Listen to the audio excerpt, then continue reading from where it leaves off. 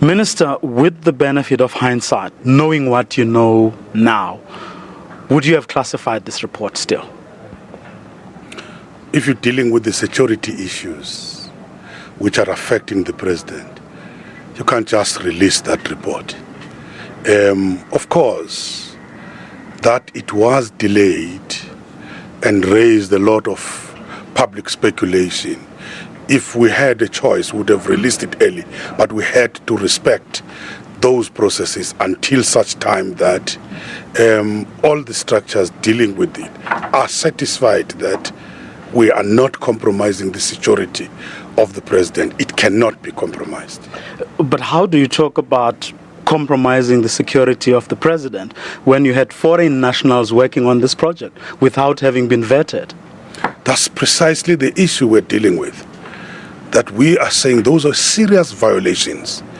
And these are the violations where we have people have to be accountable, they have to answer.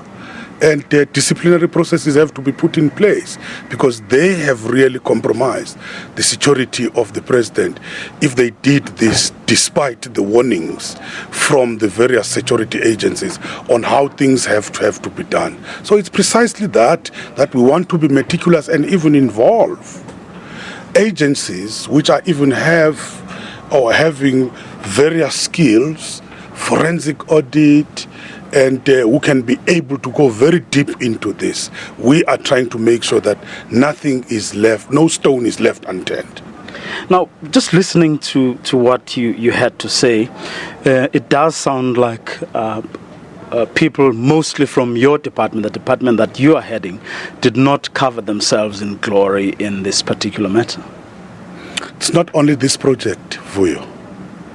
There is a context. In fact, this project must not be looked at.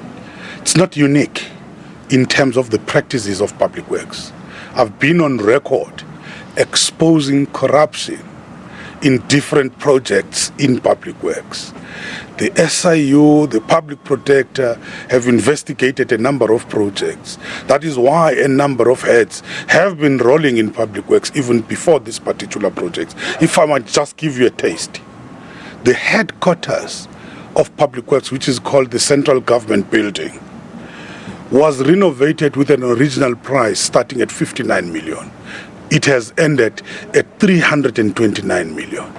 10 houses in Cape Town for the ministerial houses, renovated, 10 of them at 100 million. It's crazy.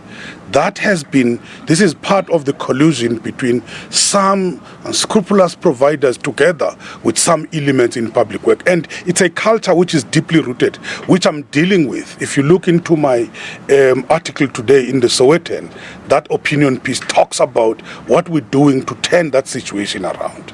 But you're not using that history and the fact that most of these people have in fact gone, you're not using them as scapegoats precisely because you know of that history and the history at Public Works. There are others who are still in the department who are going to be dealt with. But even those who have left, they can run but can't hide. We are going to open criminal cases. That's what we have started with Minister Mtetwa SABC to deal even with those who have left.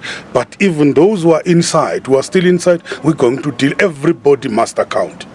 Now, it's almost a year now, Minister, since you first got the report.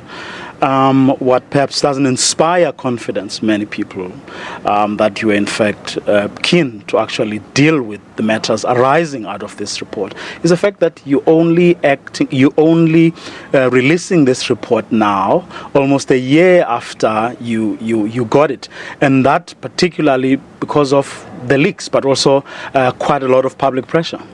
Remember, Vuyo, that when you're dealing with security issues, there's a way of dealing with them.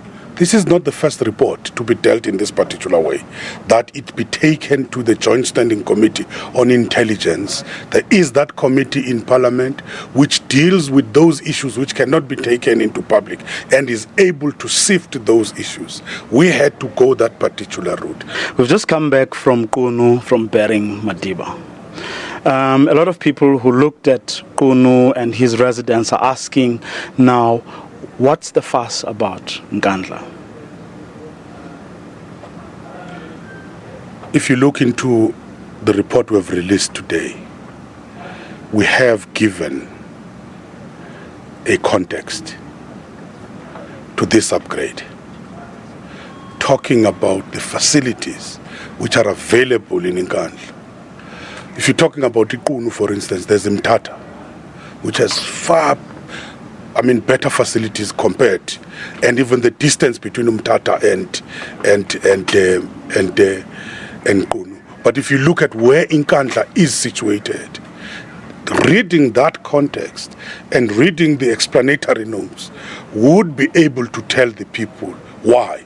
But that does not take out the issue of overpricing, which has become a serious problem in the construction industry. In the built environment. That's why we were seated with these big companies in the built environment on collusion and so on. That is the problem we have to also deal with. Minister, thank you very much.